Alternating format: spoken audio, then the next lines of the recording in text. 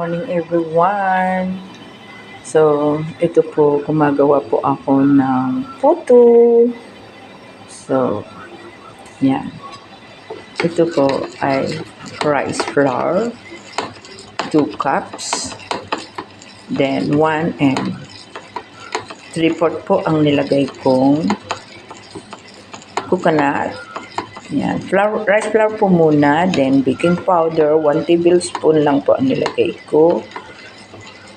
Tapos, yes po na 1 teaspoon.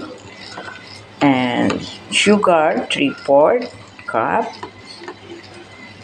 Yan po, pinag-halo-halo ko po siya dito. Tsaka sugar po na 3/4 yun. And then 1 and 3/4 po na coconut milk. Yan. Hinalo ko po muna ng husto ang mga dry ingredients bago ko po hinalo ang coconut milk. So, ito po siya. Yan. So, 10 minutes lang po tayo. Yan. At lalagyan po natin ngayon ng yan. Thank the Lord. Lalagyan ko po ngayon ng cheese. Yan. Lagyan ko po siya ngayon ng cheese. Yan. Lagyan ko po siya ng cheese. Bumuka na po siya. Ay, naku, nalaglag po siya yung cheese. Yan. Para another 2 minutes po siya. Kasi 10 minutes po ito. So, ngayon po ay 8 minutes na. So, bumiak na po siya. Lalaki po yata ng aking cheese. Sana naman po ay hindi po siya laglag. Yan po. Bumiak na po siya. Look at.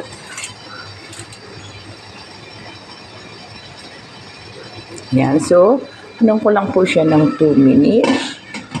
Yan. 2 minutes po siya. Yan. 2 minutes po siya na aking i-reheat. Yan. So, ang gamit ko po ay siyempre ang ating Eden na queso. Yan po siya. Yan. Nanonood po ako kay Kuya Bal sa aking main channel na yung hindi ko po na papanood dahil grabe po yung kabisihan po namin kahapon sa kung saan-saan po kaming gala-gala. Abangan nyo po ang aking post. Yan. So, syempre, wag po natin kalimutan ang ating ama ng kalingap na si Kuya Bal Santos Matubang, Ate Edna Vlog at Kalingap Rob. Yan, naririnig nyo po ang pinapanood ko po ay si Kuya Bal po doon sa aking kwarto habang ako'y nagluluto po dito. Sandali na mag-video na ikita po yung aking basahan.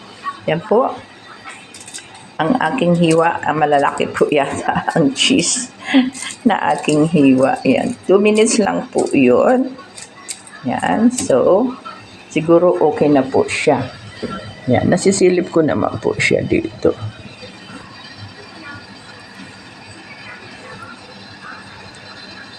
Yan po siya ang aking luto. So, check na po natin. Yan po siya. Yan, nabaon na yung isang aping. Ay, naman. Pinisil ko pa. Yan po siya. So, ano na po natin dito. Para yung next naman, init-init pala. Diyos ko, kainit. Yan. Kailangan gamitan ko po ng tissue. Yan po, kasi mapakainit. Napakainit po siya. Wala po kasi akong pang ay, kamayin ko na lang talaga. Oh my God. Kainit. Ay, nalaglag na po. Sabay ka. Ayan. Okay na siya. Kainit po niya. Hinaan ko po muna yung fire. Ayan po siya. So, iaano ko na po siya. Tawag dito. Ilalagay ko pala sa plate. Yan na po yung aking plate dito. Yan. Hindi pa ako nag-prepare ng aking plate. So, ilalagay ko po siya sa plate ngayon.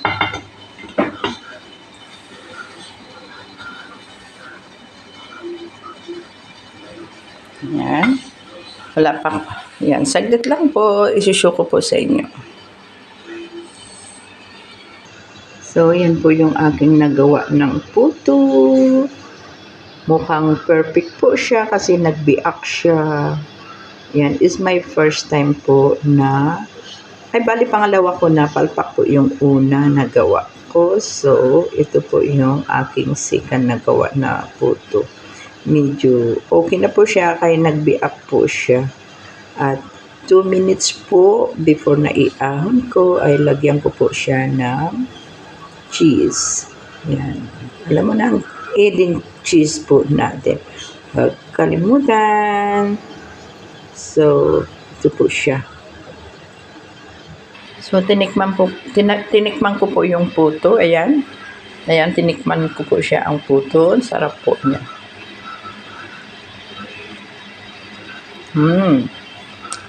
Yummy.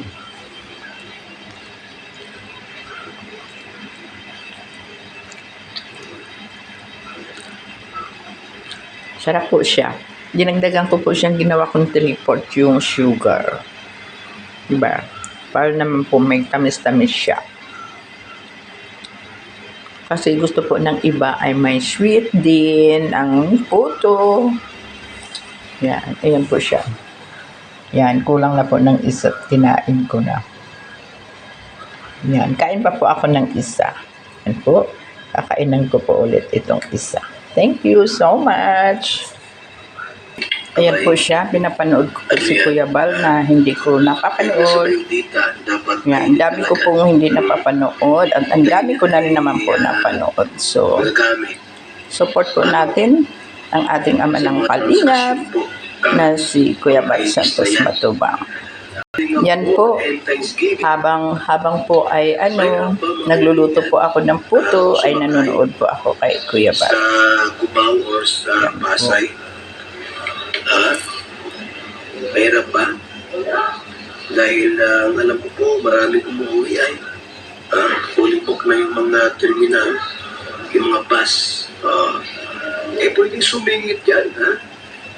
Pwede pong sumingit po mga kaibigan. Kung gusto mo talaga makarating dito at gusto mong makiisa sa ganaping Yan, malapit na po kasi ang Kalinga Balls, Christmas Kalinga Balls. So, abangan po natin yan. Aking nagawa muli, so ilalagay po natin sa lagayan. At magluto po muli tayo.